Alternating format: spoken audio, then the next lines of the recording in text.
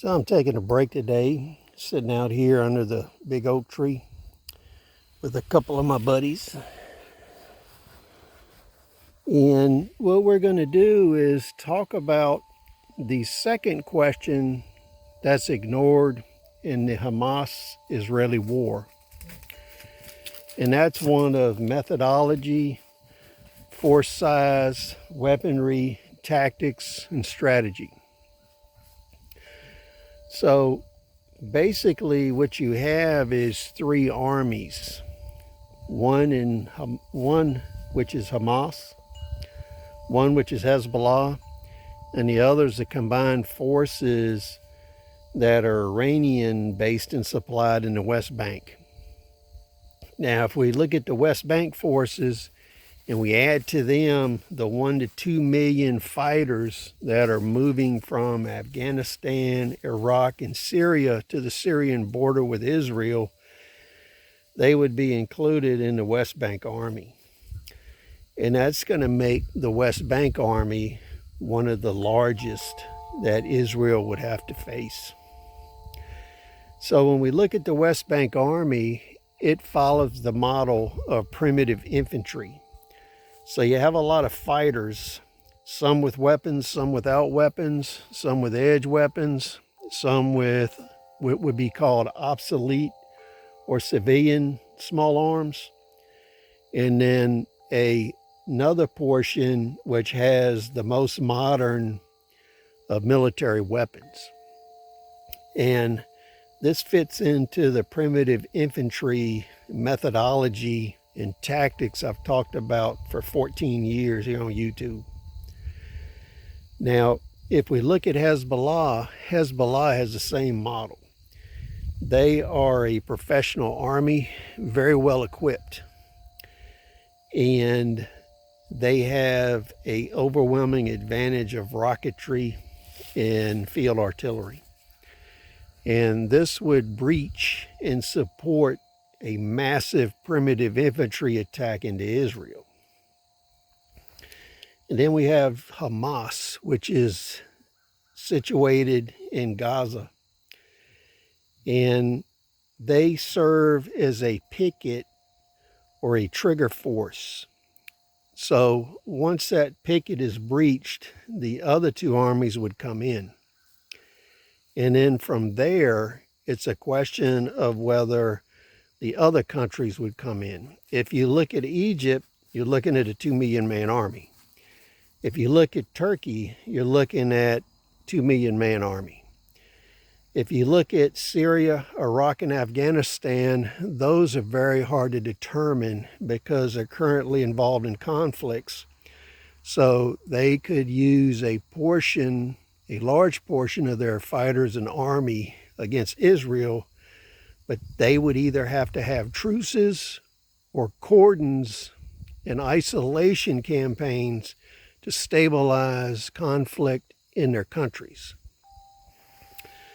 So when we're looking at this, we have a situation where somebody could emerge as a leader of a caliphate. So right now, the caliphate is not centralized, and it's not a singular-led cohesive force. But that could change very quickly because you could easily end up with either Iran or Turkey being the leader of this caliphate. So Turkey could destabilize NATO and begin the downfall and disintegration of NATO if they go with Iranian and Syrian forces against Israelis.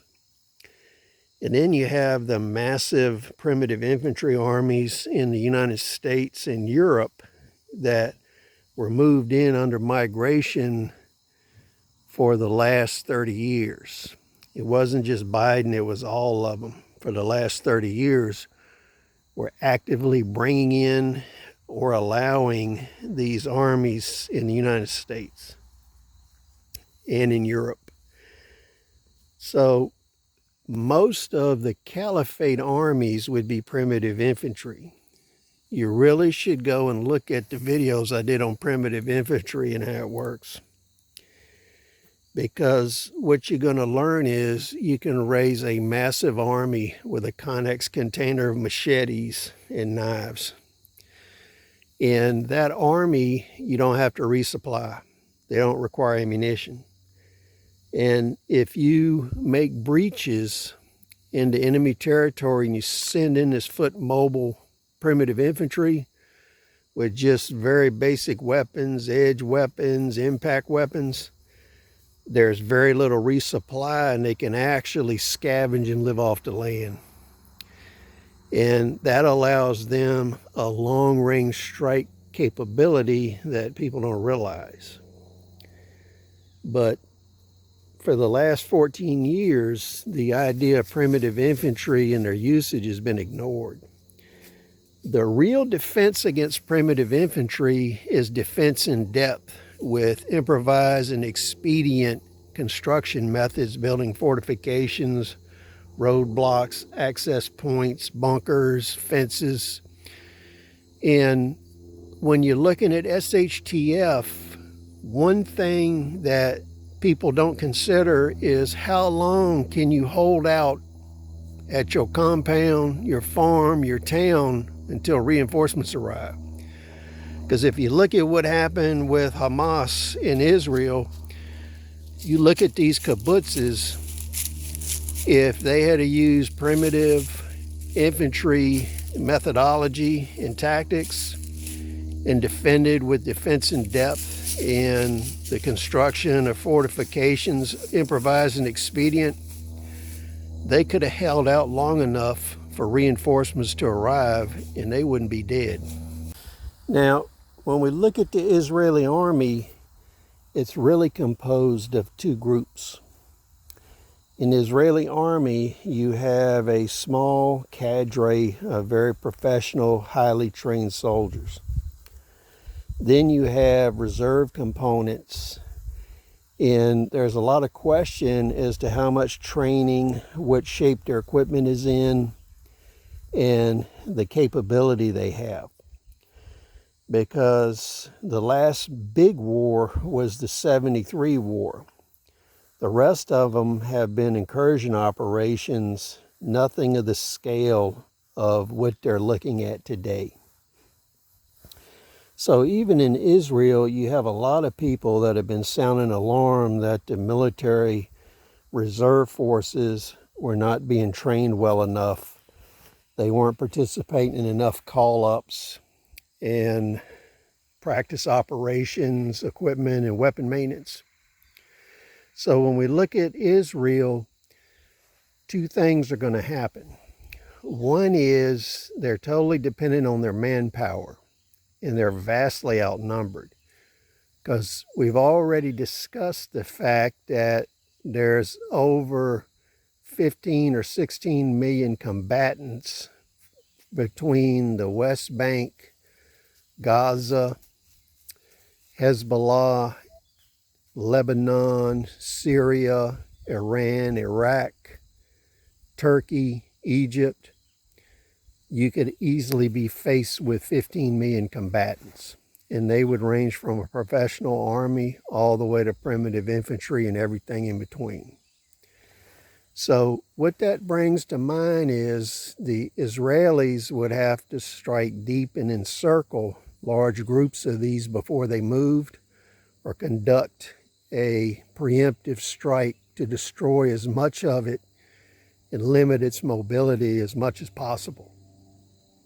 So that would require air superiority. And every day that things go on, the Israelis may realize that the only way they could win is either a massive preemptive war or nuclear weapons. So as this thing escalates and grows, nobody knows where it's going to end up. But what happens is, since Israel basically doesn't employ defense in depth, their country is not very big spatially. They have a population of around 15 million people. There's actually a larger Jewish population in the United States than there is in Israel. So that gives you an idea of the size of their population. So if we look at a defense in depth and everybody fights scenario, basically the population of Israel is equal to the population of the armies of their opponents. So as long as they can prevent their opponents from moving primitive infantry to them, they could actually deal with the professional armies. The problem is the human wave assaults and being overrun by primitive infantry attacks and mass warfare. So when we look at the Merkava tank, they were designed based on things that happened in the 73 war. In the 73 war, Israel had two problems. Egypt and other countries brought out the use of wire-guided anti-tank missiles, and that decimated the Israeli tank corps. Things didn't go well for the Israeli army in the 73 war. They were losing massive amounts of tanks, and the U.S. was actually having to resupply them throughout the war. Now, the Merkava is designed for maximum crew survivability. That way you can replace tanks, because if you don't have crews, replacing tanks is immaterial. So you have to have crews, and the same thing goes for aircraft. With all the man pads, the anti-tank weapons, the anti-aircraft weapons, and missile batteries that Israel's opponents have, they have to have high survivability of tank crews, aircraft crews, and specialty occupations in the military. That way it becomes a resupply effort. If they run out of these key people, they lose, and then they have to go nuclear. Now, the third possibility is they do a preemptive nuclear strike. In the 73 war, basically that ended because Israel was going to use nuclear weapons on their surrounding neighbors. So if we look at the position they were in 73, and the fact that they're in a worse position now, it would make a lot of sense to have a preemptive nuclear strike or a preemptive air war. So this is some of my thoughts on the situation. Please feel free to comment, agree or disagree. So please share your thoughts. We'll see you on the next video.